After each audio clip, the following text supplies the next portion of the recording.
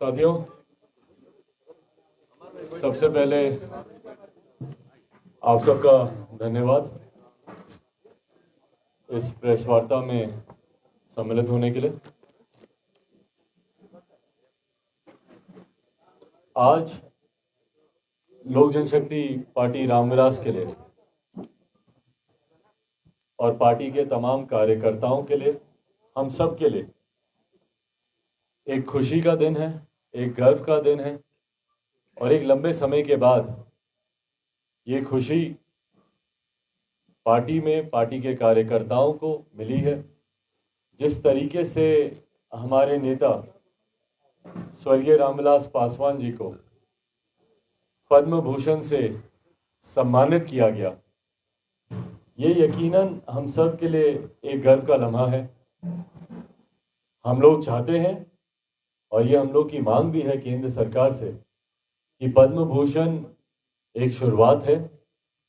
जिस तरीके से हमारे नेता ने अपने जीवन के 52 साल समर्पित किए समाज के दलित, शोषित, वंचित, अल्पसंख्यक, गरीब वर्ग के, पिछड़ा वर्ग से आने वाले लोगों को मुख्य धारा के साथ जोड़ने के लिए, ऐसे में वो मेरे पिता हैं, सिर्फ मैं इसीलिए ही नहीं कह रहा हूँ, पर ऐसे में मुझे लगता है वो पूरी तरीके से हकदार हैं कि उनको आने वाले समय में भारत रत्न हमारे नेता स्वर्गीय रामविलास पासवान जी को दिया जाए। ये मांग लोक जनशक्ति पार्टी रामविलास केंद्र सरकार से करती है और जैसा मैंने कहा कि वो पूरी तरीके से हकदार हैं इस सम्मान के लिए। मैं सुपुत्र हूँ, कई बार इस बात को कहा जा सकता है कि मैं व्यक्तिगत भावनाओं में बहकर शायद इन बातों को मैं कह रहा हूँ, पर हकीकत है कि जिस व्यक्ति ने 5 दशक से ज़्यादा अपना जीवन समर्पित किया समाज के वंचित गरीब वर्ग के लोगों के लिए, समाज में विकास के लिए, जिस व्यक्ति ने 6 प्रधानमंत्री के साथ कार्य किया, जिस विभाग की जिम्मेदारी उनको मिली उस विभाग को उन्होंने आगे बढ़ाने का, समाज के गरीब वर्ग के लोगों के साथ उसको जोड़ने का उन्होंने काम किया। आज जिस टेक्नोलॉजी को हम सब बखूबी इस्तेमाल कर रहे हैं और आप सबके हाथों में ही मुझे दिख रहा है मोबाइल कैमरा, जब हमारे नेता दूरसंचार मंत्री थे, मुझे याद है उस वक्त उनका एक बयान भी आया था जिसकी विपक्ष ने काफ़ी आलोचना की थी। उस वक्त उन्होंने कहा था कि मैं चाहता हूं कि एक दिन ऐसा आए जब हर गरीब व्यक्ति के हाथ में, हर रिक्शा वाला, ठेला वाला के हाथ में मोबाइल फ़ोन हो। मैं चाहता हूं कि बैगन के भाव ये मोबाइल फ़ोन बिके। उस वक्त उनकी खूब आलोचना की गई थी क्योंकि वो दौर ऐसा था जब आप इनकमिंग कॉल भी करते थे तो उस वक्त भी 30 रुपया 32 रुपया आपको देना पड़ता था। पर उसके बावजूद आज उन्होंने अपने उस सपने को हकीकत करके दिखाया। जिस विभाग में गए, रेलवे में आप आज भी जाएंगे, कितने ऐसे अधिकारी हैं, कितने ऐसे पदाधिकारी हैं जो बोलते हैं कि भैया उस वक्त हमको रेलवे में नौकरी दी गई थी। उस वक्त एक हस्ताक्षर से उन्होंने 57,000 वैकेंसीज उन्होंने क्रिएट की थी और नए भर्तियां उन्होंने की थी रेलवे में। जिस विभाग में गए और तो और अंत तक मतलब अपनी अंतिम सांस तक हम लोग, मैं उनका पुत्र हूं, इस नाते मैं बखूबी इस बात को मैं जानता हूं कि आखिर में जब उनकी तबीयत खराब थी, स्वास्थ्य खराब था, हम लोग चाहते थे कि वो अस्पताल जाएं, पर अपनी जिम्मेदारियों को निभाने के लिए उन्होंने अपने स्वास्थ्य के साथ भी उन्होंने समझौता किया। मुझे याद है जिस दिन उनकी तबीयत ज़्यादा खराब लग रही थी, उस वक्त मैंने उन्हें कहा था कि हम लोग हॉस्पिटल चलते हैं, लॉकडाउन का समय था, तो उस वक्त उन्होंने कहा था कि नहीं, मेरे ऊपर अभी एक बड़ी जिम्मेदारी है राशन को घर घर तक पहुँचाने की। आप उस वक्त के अगर आप उनके ट्विटर देखें, उस वक्त आप देखेंगे, मैं 2020 की मैं बात कर रहा हूँ और लगभग जुलाई अगस्त के महीने की मैं बात कर रहा हूँ, और वही समय था जब उनकी तबीयत खराब हुई और अगस्त में हम लोगों ने उनको हॉस्पिटल में एडमिट करवाया। पर जून जुलाई में अगर आप देखेंगे, सड़क मार्ग के माध्यम से हो, रेल मार्ग के माध्यम से हो, हवाई जहाज के माध्यम से हो, जितने भी लक्षद्वीप जैसे जितने द्वीप हैं वहाँ पर पानी वाले जहाज के माध्यम से, पहाड़ी इलाकों में घोड़े के माध्यम से, जैसे संभव पड़ा उन्होंने राशन को पहुंचवाने का उन्होंने काम किया। उनके दिमाग में दिन रात सिर्फ एक बात होती थी कि भैया लॉकडाउन में जब लोगों के पास पैसे कमाने की संकट है, जब लोगों के पास आर्थिक संकट है, ऐसे में कोई कैसे कहीं जाकर राशन लेगा, तो मेरी जिम्मेदारी बनती है, व्यक्तिगत तौर पर वो इसको अपनी जिम्मेदारी मानते थे कि मेरी जिम्मेदारी बनती है कि मैं घर घर तक उस गरीब आदमी के यहाँ मैं ये राशन पहुँचवाऊँ। मुझे खुशी है, मुझे गर्व होता है आज की तारीख में कि भैया ये राशन घर तक पहुंचाना लॉकडाउन के वक्त प्रधानमंत्री गरीब जन कल्याण अन्न योजना के माध्यम से जो 81 करोड़ लोगों के पास मुफ्त में जो ये राशन पहुंचा, ये सोच हमारे नेता स्वर्गीय रामविलास पासवान जी की थी। हमारे नेता उस वक्त, क्योंकि इसी विभाग की जिम्मेदारी उनके पास थी, खाद्य विभाग की जिम्मेदारी उनके पास थी, उस वक्त उनको इस बात की चिंता होती थी कि भैया जो लोग किसी भी योजना से जुड़े हुए नहीं है, फूड सिक्योरिटी एक्ट से जुड़े हुए नहीं है या कोई कार्ड धारक नहीं है, उन लोगों का क्या होगा, उन लोगों के घर पे राशन कैसे पहुंचेगा।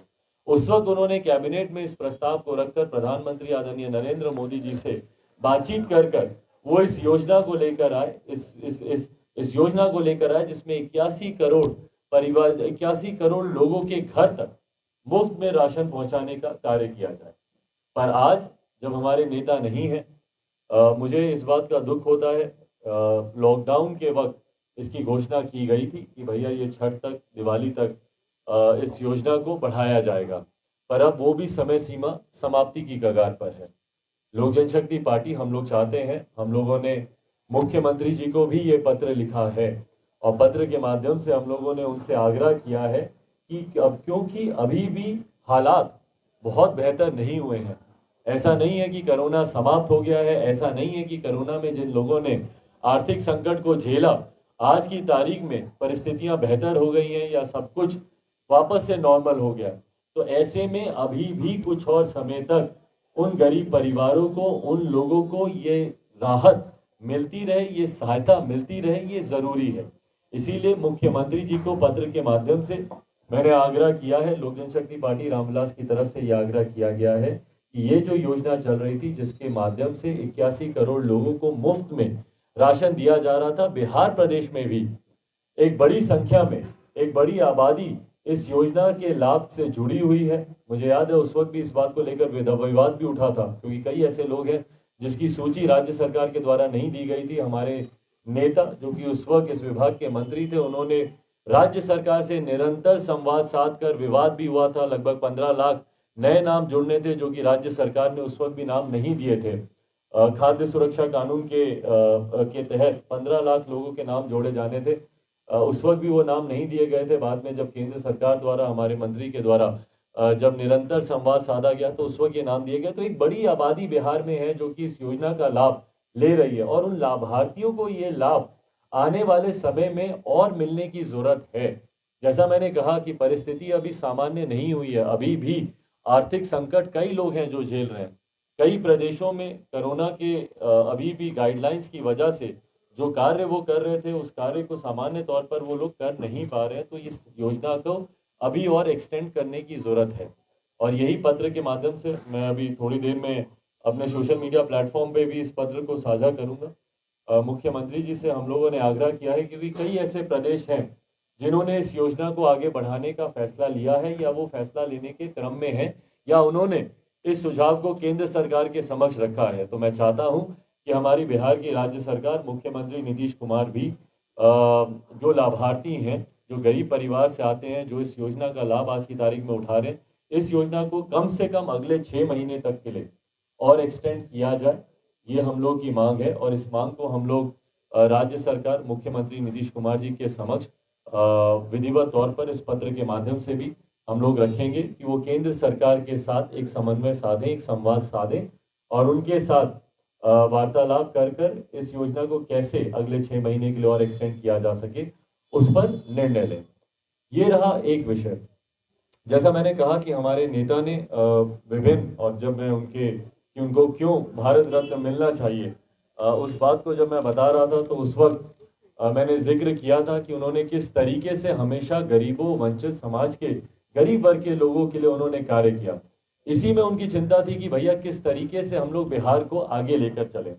और उस वक्त हमारे नेता एकमात्र, मुझे लगता है, ऐसे व्यक्ति थे जिन्होंने हमेशा दलगत राजनीति से उठकर बिहार के प्रदेश के हित में जो सही फैसले हैं वो उन्होंने लिया, उन फैसलों का उन्होंने समर्थन किया। और उसी में से एक फैसला था शराबबंदी का भी।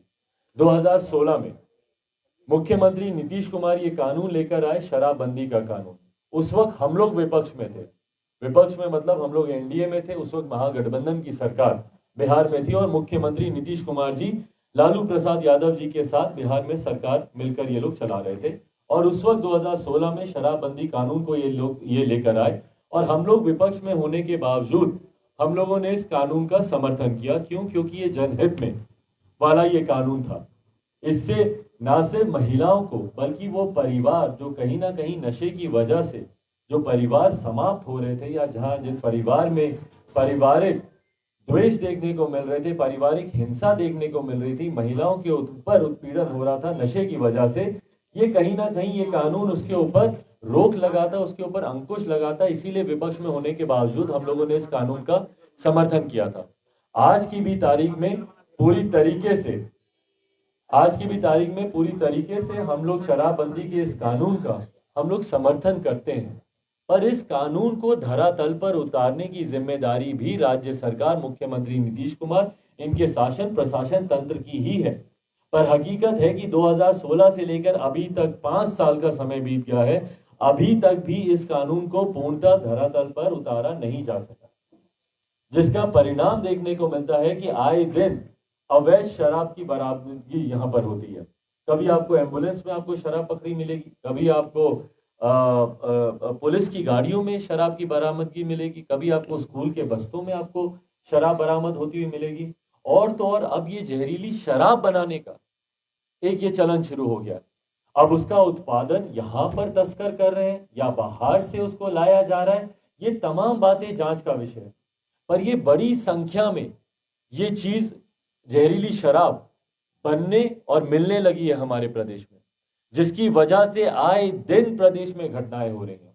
कल हम लोग गए थे, लोक जनशक्ति पार्टी रामविलास की तरफ से, मैं खुद और हमारे साथ पार्टी के तमाम वरिष्ठ नेता विभिन्न जिलों में हम लोग गए थे। खासतौर पे 3 जिले, गोपालगंज, बेतिया और आपका मुजफ्फरपुर, तीनों जिलों में जहां पर बड़ी संख्या में लगभग 50 से ज्यादा लोगों की दुखद मृत्यु हुई है जहरीली शराब पीने से। कई ऐसे हैं जो कि अस्पताल में भर्ती हैं। एक इसका तुरंत साइड इफेक्ट, एक इसका एक फॉर्मेट सेट होता जा रहा है कि भैया आपकी आंखों की रोशनी चली जाती है और उसके बाद आपको एक बेचैनी होती है और उसके बाद आप बचते हैं नहीं बचते हैं, ये आगे भगवान के ऊपर है। पर ये एक फॉर्मेट तय होता जा रहा है। तो कितने ऐसे हैं जिनकी आंखों की रोशनी गई हुई है, उन परिवार वालों से मेरी मुलाकात हुई। जिन परिवार में दुखद निधन हुआ है, मृत्यु हुई है, उन परिवार वालों से मेरी मुलाकात हुई। पर दुख इस बात का है कि जवाबदेही अभी तक तय नहीं हो पा रही है कि भैया क्या कारण है कि ये जहरीली शराब की वजह से लोगों की मौत हो रही है। और ये भाई वो खबरें हैं जो सुर्खियां बनती हैं। क्यों? क्योंकि बड़ी संख्या में यहां पर निधन हुआ है। पर रोज बिहार के किसी ना किसी गांव में ऐसी मृत्यु हो रही है जो सुर्खियां नहीं बनती, खबरें नहीं बनती। क्यों? क्योंकि एक व्यक्ति का निधन हुआ या 2 व्यक्ति का निधन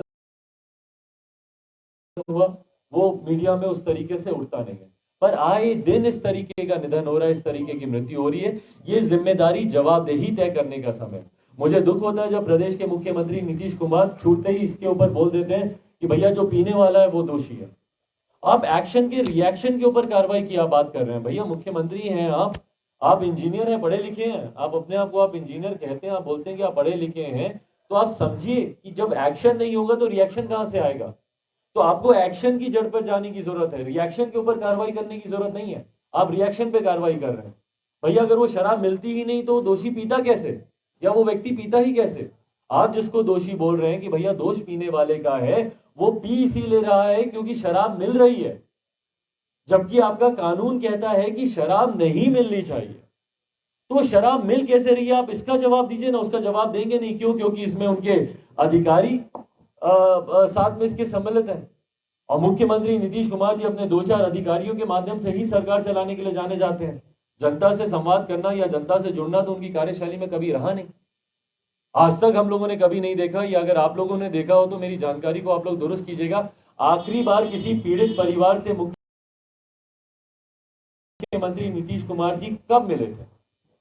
और मैं किसी भी पीड़ित परिवार की मैं बात कर रहा हूं, भले किसी अपराधी ने उसकी गोली मारकर हत्या कर दी हो, अपहरण की वजह से उसकी हत्या हो गई हो, लूटमार में उसकी जान चली गई हो, या कोई वैसे ही प्रताड़ित हुआ हो, कहीं पुलिस प्रशासन में किसी के ऊपर कोई दुष्कर्म किया गया हो उस वजह से हो, या किसी महिला के ऊपर कोई दुष्कर्म किया हो। अभी जहानाबाद में एक घटना घटी, महिला के साथ गैंगरेप किया गया।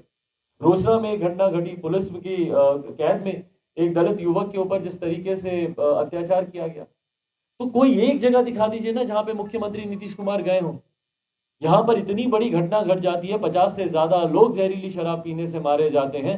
बताइए मुझे कहां पर गए मुख्यमंत्री नीतीश कुमार? और जब तक आप घटना स्तर पर आप जाएंगे नहीं, जब तक आप उस पीड़ित परिवार से आप मिलेंगे नहीं, भैया आपको जानकारी कैसे मिलेगी कि क्या सही चल रहा है क्या गलत चल रहा है? आप सोचें कि आप अपने हवा महल में बैठकर आपको सारी जानकारी मिल जाएगी, ऐसा होता नहीं है मुख्यमंत्री नीतीश कुमार जी। आपके हवा महल में सारी सही खबरें आपको छन नहीं नहीं मिलेंगी। सारी खबरें छन कर जो आप सुनना चाहते हैं वही अधिकारी आपको वहां पर सुनाते हैं। अधिकारी आपको बोलते हैं कि गरीब लोग जो बिहारी हैं ये दोषी हैं, और आप तुरंत अपनी प्रदेश की जनता के ऊपर आप आरोप लगा देते कि भैया दोषी हैं। दोषी वो लोग हैं जो तस्करी कर रहे हैं, दोषी वो लोग हैं जो अवैध शराब को बॉर्डर के माध्यम से लेकर आ रहे हैं प्रदेश में, दोषी वो लोग हैं जो जहरीली शराब का निर्माण प्रदेश में कर रहे हैं, और आपकी नाक के नीचे ये सब हो रहा है, आपके शासन प्रशासन तंत्र के सामने ये सब हो रहा है।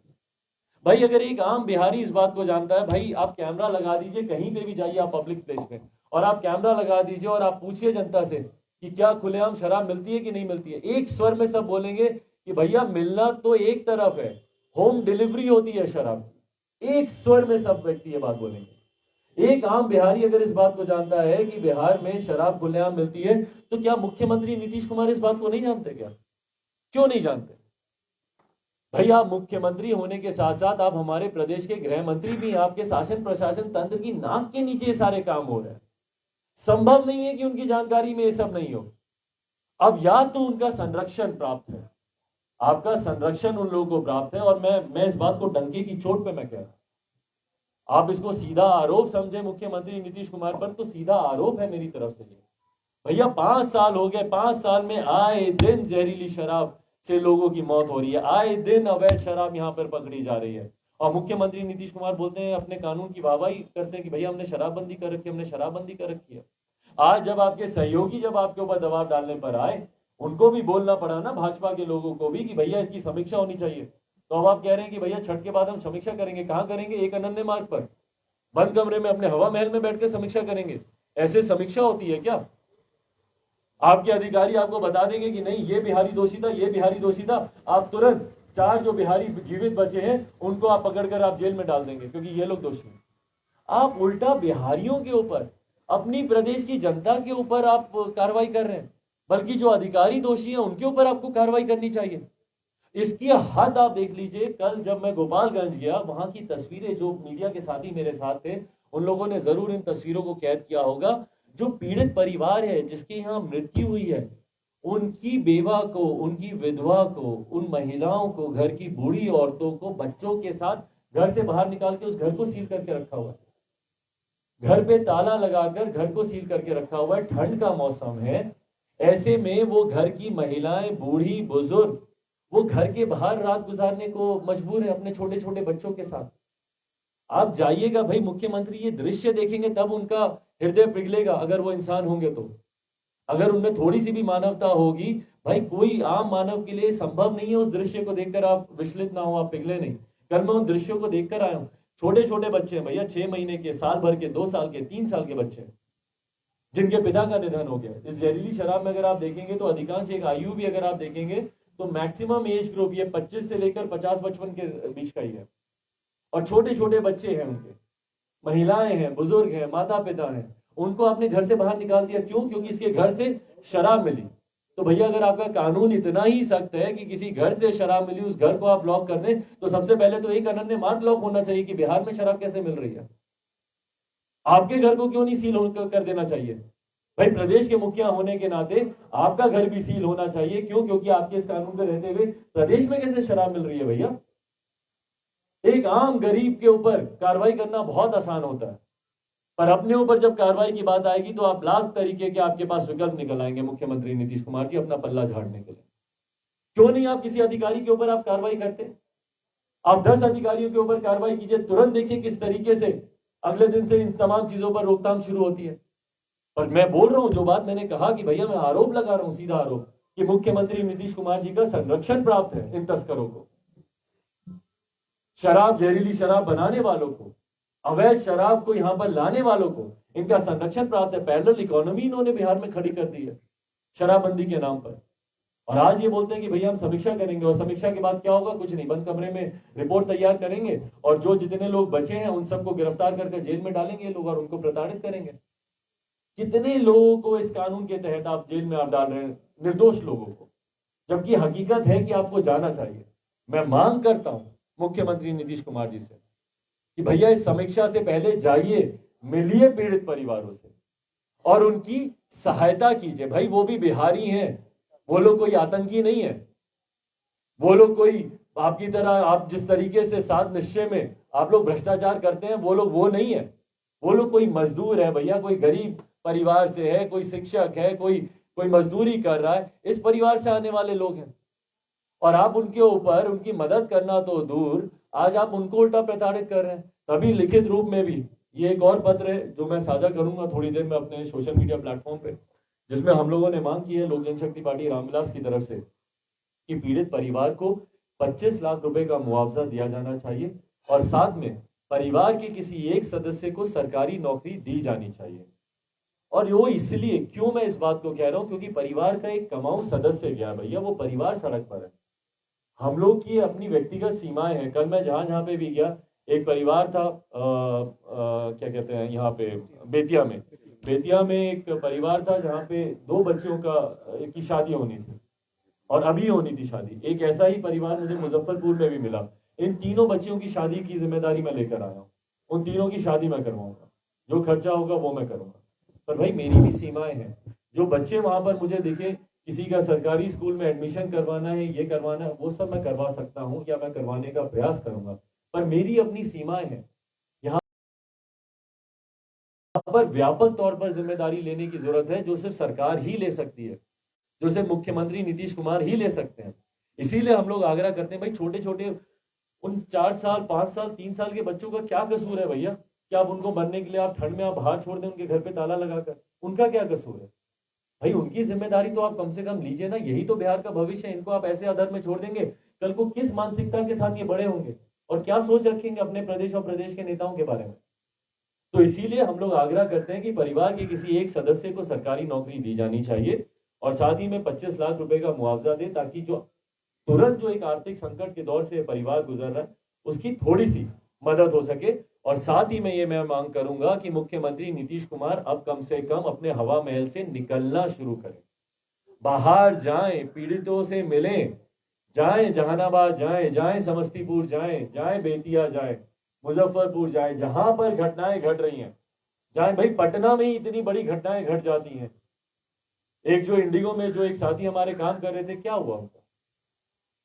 भाई उस वक्त इतना शोर हल्ला हुआ, मीडिया में हुआ, उसके बाद कोई चर्चा नहीं, कोई कुछ नहीं। ऐसी घटनाएं घट जाती हैं। मुख्यमंत्री नीतीश कुमार 2 दिन 4 दिन जब ये सुर्खियां चलती हैं, हाँ हम जांच करेंगे, उसके बाद तमाम चीजों के ऊपर लीतापोती हो जाती है। और इसीलिए बिहार में अपराधियों का मनोबल इतना बढ़ता है। बिहार प्रदेश में, ये मेरी नहीं, ये सरकार की रिपोर्ट है, कन्विक्शन रेट आप देख लीजिएगा महज 7% है, जबकि भारत के दूसरे राज्य केरला जैसे राज्यों में तो 89-90% है। 89-90% का मतलब ये हुआ कि अगर 100 अपराध हुए तो उसमें से 90 लोगों को आपने दोषियों को आपने चिन्हित किया और उसके ऊपर कार्रवाई हुई। बिहार में महज 7% है। मतलब अगर 100 अपराध हुए तो महज 7 लोगों को उसमें सजा मिलेगी तो मिलेगी, वो भी भगवान जाने। इसीलिए अपराधियों का मनोबल इतना बढ़ा हुआ है। आए दिन यहाँ पर हत्याएं हो रही है, अपहरण हो रहा है, लूटमार हो रहा है। तो मुख्यमंत्री जी, क्योंकि आप प्रदेश के हमारे गृह मंत्री भी हैं, अपने हवा महल से बाहर निकलिए, जनता के बीच जाइए। यही अगर चुनाव होता तो भैया पूरा मंत्रिमंडल इनका कैंप कर रहा होता। अभी मुजफ्फरपुर में, बेतिया में, गोपालगंज में पूरा मंत्रिमंडल इनका कैंप कर रहा होता अगर चुनाव होता। पर क्योंकि चुनाव नहीं है तो ना मुख्यमंत्री जी ने जाना जरूरी समझा, ना इनके मंत्रिमंडल के किसी साथी ने जाना जरूरी समझा। क्यों? क्योंकि चुनाव नहीं है, अब इनको वोट की अभी जरूरत नहीं है। पर अगर यही वोट होता तो पूरी सरकार का कोई एक नुमाइंदा मुझे बताइए जो वहां पे गया। लोग वहां पर इंतजार कर रहे हैं कि भैया कोई मंत्री आ जाए, मुख्यमंत्री नहीं तो किसी को भेज दें। कोई नहीं गया वहां पे सरकार की तरफ से, और सरकारी मदद तो पहुंचना दूर की बात है। इसीलिए अंत में यह आग्रह करूंगा कि मुख्यमंत्री नीतीश कुमार जी, जब तक आप प्रदेश के मुख्यमंत्री हैं, जनता बहुत लंबे समय तक आपको मुख्यमंत्री रहने नहीं देगी, पर जब तक भी आप मुख्यमंत्री हैं तब तक जनता के बीच जाइए। कम से कम ये राशन को 6 महीने तक के लिए बढ़वाने का आप प्रयास करें, कार्य करें और सुनिश्चित करें कि गरीबों को 6 महीने तक और ये राशन मिले, जो लाभार्थी हैं उनको ये मिले। और साथ ही में जहरीली शराब से जिन जिन परिवारों में मृत्यु हुई है उसमें 25 लाख रुपए का मुआवजा, एक सरकारी नौकरी दें और जाकर पीड़ित परिवारों से मिलना शुरू करें। तभी अपराधियों में भी भय आएगा, अपराध में भी तभी आप अंकुश लगा पाएंगे जब आप खुद जमीन पर दिखेंगे अपने हवा महल से बाहर। अब इसके अलावा आप लोगों के कोई सवाल होंगे?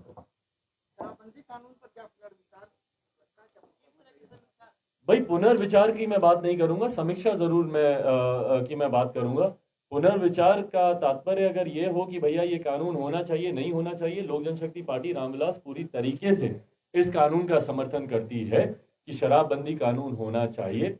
और खास तौर पर बिहार जैसे प्रदेश में जहां पर लिटरेसी रेट बहुत ज्यादा कम है, यहाँ पर जागरूकता नहीं है, लोग अच्छे भले बुरे की परख नहीं कर पाते हैं कि भैया नशे से क्या लाभ है, क्या नुकसान आपको हो रहा है, परिवार कैसे इससे बिखरता है, या यंग पीढ़ी जो नई जनरेशन है वो इसके दुष्प्रभाव या इसके झांसे में आकर किस तरीके से अपने भविष्य को बर्बाद कर सकती है। इन तमाम कारणों से जरूरी है कि सख्ती से, कहने के लिए नहीं, कागजों पर नहीं, सख्ती से शराबबंदी कानून लागू हो, इस बात के हम लोग पक्षधर हैं। और जो ये समीक्षा की बात कर रहे हैं कि भैया ये धरातल पर उतरा कि नहीं उतरा, ये एक बंद कमरे में रहकर समीक्षा नहीं होगी, मुख्यमंत्री ऑन ग्राउंड जाकर इसकी समीक्षा करें।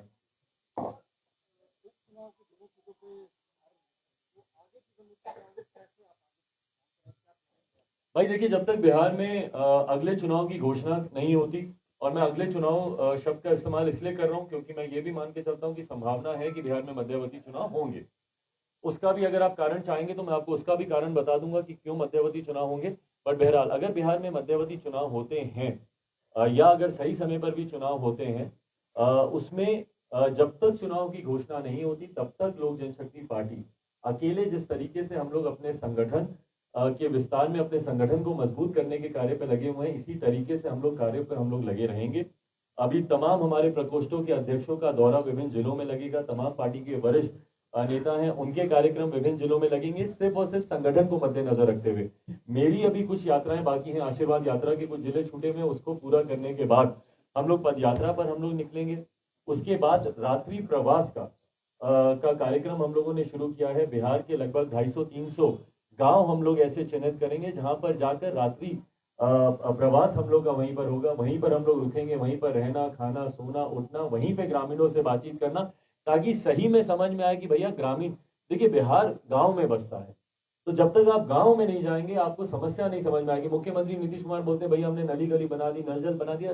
जब आप गांव में जाते हैं तब आपको पता चलता है कि नली गली के नाम पर कितना बड़ा छल हुआ है आपके साथ, नल जल योजना के नाम पर कितना बड़ा घोटाला हुआ है, ये गांव में जाकर समझ में आता है। तो खैर हम लोग का कार्यक्रम में उसके बाद ये भी है कि रात्रि प्रवास हम लोग विभिन्न गांव में करेंगे। तो जब तक चुनाव की घोषणा नहीं होती, हाँ इस बात को जरूर मैं स्पष्ट कर दूं कि अगला जो भी चुनाव होगा, लोक जनशक्ति पार्टी रामविलास उसको गठबंधन के तहत उस चुनाव को लड़ेगी। पिछले जो 2 उपचुनाव हुए 2020 की ही तर्ज पर हम लोगों ने वो दोनों उपचुनाव अकेले लड़े। मुझे खुशी है और मैं धन्यवाद दूंगा कुशेश्वर स्थान की जनता का, तारापुर की जनता का, कि महज 10 दिन पुरानी पार्टी जिसका सिंबल नया, जिसका नाम नया, उसको आपने तीसरे नंबर की शक्ति के तौर पर आपने उसको मान्यता दी। एक राष्ट्रीय पार्टी से ज्यादा मत लोक जनशक्ति पार्टी रामविलास को मिले, उसके लिए मैं धन्यवाद दूंगा कुशेश्वर स्थान और तारापुर की जनता का। पर हाँ, अगले जो भी चुनाव होंगे वो गठबंधन के तहत लोक जनशक्ति पार्टी रामविलास लड़ेगी। अब वो गठबंधन का स्वरूप क्या होगा, नहीं होगा, ये समय आने पर ही, और ये एक जनरल प्रैक्टिस भी रही है इससे पहले कि आप लोग ये सवाल पूछे कि किसके साथ मैं जाऊंगा। एक जनरल प्रैक्टिस रहती है कि चुनाव से ठीक पहले ही अलायंसेस अनाउंस किए जाते हैं। चिराग जी, एक सवाल है, सवाल ये है कि एक खबर आई कि मणिपुर में आपकी पार्टी के एकमात्र विधायक थे, वो बीजेपी में चले गए या फिर बीजेपी उनको अपने पाले में ले आई। एक तो इसको नुकसान मानते हैं कि नहीं मानते हैं, दूसरा कि बीजेपी की तरफ से किया गया नुकसान मानते हैं कि नहीं मानते हैं? देखिए, जिस विधायक का आप जिक्र कर रहे हैं वो लंबे समय से पार्टी के साथ भी निष्क्रिय वो रहे थे, और चुनाव का समय है, चुनाव के समय इस तरीके की अदला बदली आम रहती है। ये सिर्फ हम लोग के दल में ही नहीं, ये हर दल में ये रहती है। तो जहां एक उधर गया है, 3 और बाकी हैं जो कि विभिन्न दलों से मणिपुर में ही हम लोग की पार्टी ज्वाइन करने वाले हैं, उसकी घोषणा भी जल्द की जाएगी। कंगना रनावत के स्टेटमेंट को आप कैसे देख रहे हैं? कंगना रनावत के बयान को किस तरीके से देख रहे हैं? इससे ज्यादा शर्मनाक और कोई बयान हो नहीं सकता। आज़ादी भीख में मिली, मतलब आपकी जहन में भी ये सोच कैसे आती है? आप कहीं ना कहीं हर उस स्वतंत्रता सेनानी का आप अपमान कर रहे हैं, हर उस स्वतंत्रता के आंदोलन में अपना बलिदान, अपने परिवार का बलिदान देने वालों का आप अनादर कर रहे हैं, तमाम उन महापुरुषों का आप अनादर कर रहे हैं और तमाम उन भारतीयों का अनादर कर रहे हैं जिन्होंने आज़ादी को एक सपने के तौर पर देखा था और उसको हासिल करने के लिए उन्होंने अपना जी जान लगा दिया। भले वो सत्याग्रह के माध्यम से गांधी जी हों या सुभाष चंद्र बोस हों या भगत सिंह हो या सरदार पटेल हो या जितने भी हों, जिन लोगों ने भी आज़ादी के लिए अपना बलिदान दिया, महापुरुषों से लेकर, ये तो वो बड़े नाम हैं जो कि इतिहास में दर्ज हैं, पर अनगिनत ऐसे नाम हैं जो कि इतिहास में शायद उनके नाम भी दर्ज नहीं होंगे, पर उसके बावजूद उन्होंने आज़ादी के लिए अपना बलिदान दिया। उस पर ये कहना कि भैया आज़ादी आपको भीख में मिलेगा और 2014 के बाद ही सही आज़ादी मिली, मुझे तो पहले ये परिप्रेक्ष्य ही नहीं समझ में आया कि भैया 2014 के बाद सही आज़ादी मिलने का आपका तात्पर्य क्या है। पर बहरहाल मैं अपनी पार्टी की तरफ से इस बयान की निंदा करता हूं और मैं चाहता हूं कि इस बयान को गंभीरता से लेकर इस पे कार्रवाई। भाई देखिए, बोलने की आज़ादी का मतलब कतई ये नहीं है कि आप देश विरोधी ताकतों की आप आवाज़ बन जाए। एक बड़ा तबका है समाज में ऐसा जो कि देश विरोधी ताकतों को बल देना चाहता है और मैंने मैंने पार्लियामेंट में भी जब जेएनयू प्रकरण के ऊपर एक बहस हो रही थी, उस वक्त मैंने सदन में भी खड़े होकर मैंने इस बात को मैंने प्रमुखता से कहा था कि हाँ, बोलने की आज़ादी है, फ्रीडम ऑफ स्पीच है आपके पास, पर बोलने की आज़ादी का कतई ये मतलब नहीं है कि आप देश विरोधी ताकतों की आप आवाज़ बनने लग जाएं, आप ऐसे लोगों को अपमानित करने लग जाएं जिन्होंने अपना पूरा जीवन उन्होंने समर्पित कर दिया देश के लिए। और जिस तरीके से कंगना का ये बयान आया है, मैं उसकी पूरी तरीके से निंदा करता हूं और मैं चाहता हूं कि केंद्रीय नेतृत्व, सरकार में बैठे हुए लोग इसको गंभीरता से लें और इसके ऊपर कार्रवाई होनी चाहिए। देखिए, वापसी होनी चाहिए, नहीं होनी चाहिए, ये केंद्र सरकार के ऊपर निर्भर करता है। ये फैसला उनको देने का केंद्र सरकार का था, वापस लेना है नहीं लेना है ये फैसला भी केंद्र सरकार का होगा। उसके क्या मापदंड है, नहीं मापदंड है, मैं उसका विशेषज्ञ नहीं हूं, मैं उसका जानकार नहीं हूं कि क्या मापदंड होते हैं, किस आधार पर वापस लिया जा सकता है। पर मैं इतना जरूर जानता हूं कि ये जो बयान है, ये बयान सरासर गलत है और एक ऐसे व्यक्ति से ये बयान आना जिसको कि महज 2 दिन पहले राष्ट्र के सर्वोच्च सम्मानों में से एक 4th हाईएस्ट सिविलियन अवार्ड है ये हमारे देश का, आपके भारत रत्न के बाद, आपके पद्म विभूषण के बाद, पद्म भूषण के बाद 4th हाईएस्ट सिविलियन अवार्ड है ये, पद्मश्री आपको दिया जाता है। उसके मिलने के महज दूसरे दिन आपकी तरफ से इस तरीके का बयान आता है जो कहीं ना कहीं देशभक्तों की और आज़ादी के दीवानों की, जिन्होंने अपनी जान दी, उनकी भावनाओं को ठेस पहुंचाते हैं, ये गलत है। भाई देखिए, मैं ना ये हिंदुत्व की बहस में जाऊंगा, ना मैं इस तरीके की, मैं किसी बहस में नहीं जाऊंगा और इस बहस में किसी को जाना भी नहीं चाहिए। मैं आप तमाम मीडिया के साथियों से भी आग्रह करूंगा, ये कहीं ना दाने फेंके जाते हैं हम लोग को अपने जान में फंसाने के। जैसे मेरे सामने बार बार दाने फेंके जाते हैं कि भैया आप भाजपा के ऊपर कमेंट क्यों नहीं करते। मैं क्यों भाजपा पे कमेंट करूं भैया? मुख्यमंत्री नीतीश कुमार यहाँ पे आज सरकार चला रहे हैं, ये नैरेटिव को भटकाने की बात होती है और ये निरंतरता में किया जाता है। भैया ये साध्वी प्रज्ञा आज ही इस तरीके का बयान देंगी, उनको अजान से अभी उनको दिक्कत होने लगती है भैया जब चुनाव सर पर होता है।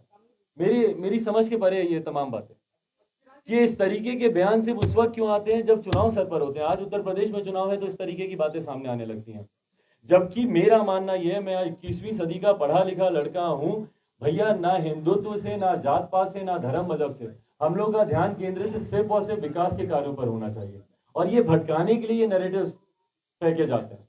तो इसमें ना मैं उलझने वाला हूं, ना मैं चाहूंगा कि कोई और इसमें उलझे। अगले साल 5 राज्यों में चुनाव होने हैं। भाई ये उन्हीं नैरेटिव्स में से है, ये उन्हीं नैरेटिव्स में से है और जो आज की तारीख में कई जिन्ना के समर्थक मुझे एकदम से देखने को मिल गए और मुझे तो ये तक भी पता चला कि भैया जेडीयू की ऑफिशियल लाइन भी यही है। हाँ, उनके एमएलसी के माध्यम से ही मुझे पता चला कि ये उनकी ही लाइन नहीं, कि जेडीयू की ऑफिशियल लाइन ये है कि भैया वो मान रहे हैं कि जिन्ना ने देश के लिए बहुत बढ़िया काम किया, ये किया। जैसा मैंने कहा कि बिना इन चीज़ों में भटके हुए, बिना जिन्ना में गए हुए, बिना हिंदुत्व में गए हुए, भैया हम लोग के मुद्दे खत्म हो गए हैं क्या? हर किसी को रोजगार मिल गया, 19 लाख रोजगार आ गया क्या? क्या आज हम लोग जिन्ना पे बात करें? आज हम लोग हिंदुत्व पे बात करें?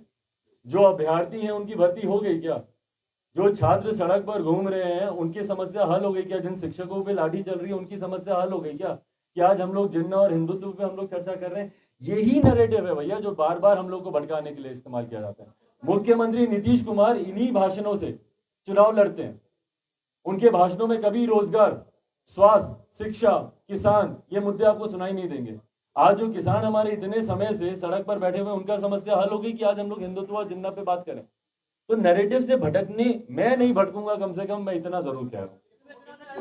अगले साल 5 राज्यों में चुनाव होना, आपकी पार्टी किन किन राज्यों में चुनाव लड़ रही है? भाई हम लोग उत्तर प्रदेश और पंजाब इन दो राज्यों से हमारी राज्य इकाई की तरफ से लिखित तौर पर केंद्रीय संसदीय बोर्ड के पास ये प्रस्ताव आया है कि ये दोनों राज्य, क्योंकि ये स्वतंत्रता पूरी तरीके से लोक जनशक्ति पार्टी रामविलास की राज्य इकाई के पास है कि जिन जिन राज्यों में वो लोग चुनाव लड़ना चाहते हैं, तो इन दोनों राज्यों ने सहमति दिखाई है कि वहां पर ये चुनाव लड़ना चाहते हैं। तो उत्तर प्रदेश में और पंजाब में ये दो राज्य ऐसे हैं जहां पे लोक जनशक्ति पार्टी चुनाव लड़ेगी। बाकी के राज्यों के बारे में भी जल्द फैसला। आप बस एक सेकंड का समय और देते, मैं आपके इस पूरक प्रश्न पर आ ही रहा था, इसका जवाब आपके पूछने से पहले ही मैं दे रहा था। गठबंधन में चुनाव होगा कि नहीं होगा इसके ऊपर अभी चर्चा चल रही है, खासतौर पर उत्तर प्रदेश में। कई ऐसे क्षेत्रीय राजनीतिक दल हैं जिनके साथ बातचीत चल रही है। संभवतः अगर वो हमारी शर्तों पर, अगर वो गठबंधन होता है और हमारी शर्तों पर, मैं पुनः दोहराऊंगा 2020 में भी गठबंधन इसीलिए टूटा क्योंकि बिहार फर्स्ट, बिहारी फर्स्ट को कहीं पर मान्यता नहीं दी जा रही थी। तो अगर मेरे इश्यूज, मेरे एजेंडे, मेरे मुद्दों को ही अगर सम्मान नहीं दिया जाएगा तो मेरा आपसे गठबंधन से सीटों के तालमेल के लिए करना कोई मायने नहीं रखता। तो अगर हमारे एजेंडेस को अगर वहां पे प्राथमिकता दी जाती है तो ये गठबंधन होगा, नहीं तो लोक जनशक्ति पार्टी, खासतौर पर उत्तर प्रदेश की मैं बात करूंगा, 403 सीटों पर भी अकेले चुनाव लड़ने के लिए पूरी तरीके से हम लोग तैयार हैं, सक्षम हैं। भाई फिलहाल क्षेत्रीय जिनसे मेरी बातचीत चल रही है मैं उन्हीं के बारे में आपके सामने अभी जवाब रख सकता हूँ। राष्ट्रीय पार्टी के साथ अभी कहीं पे कोई चर्चा ऐसी चल नहीं रही है, तो इसलिए उसके बारे में कहना कोई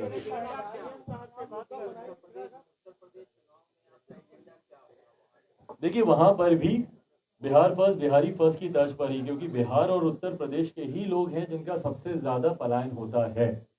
और पिछले 5 साल में जिस तरीके से भारतीय जनता पार्टी की सरकार वहां पर रही, उसके बावजूद अभी भी कई ऐसे कार्य हैं जो कि वहां पर धरातल पर उस क्षेत्र के, उस प्रदेश के विकास के लिए होने बाकी हैं। उसी को हम लोग अपने मैनिफेस्टो में, जो उत्तर प्रदेश के लिए हम लोग विजन डॉक्यूमेंट तैयार कर रहे हैं, उसी को हम लोग अंकित वहां पर कर रहे हैं। जो जो बिंदु बाकी हैं वहां पर विकास के क्षेत्र से जुड़े हुए, उनको हम लोग अंकित कर रहे हैं, भले वो शिक्षा के क्षेत्र में हो, रोजगार के क्षेत्र में हो, या स्वास्थ्य के क्षेत्र में हो, या किसानों से जुड़े हुए हो। तो इन तमाम बातों को हम लोग अंकित कर रहे हैं और यही एजेंडा होगा हम लोग का चुनाव में करने का।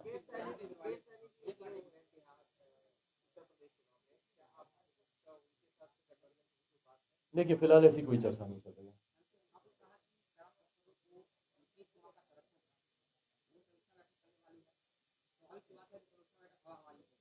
बिल्कुल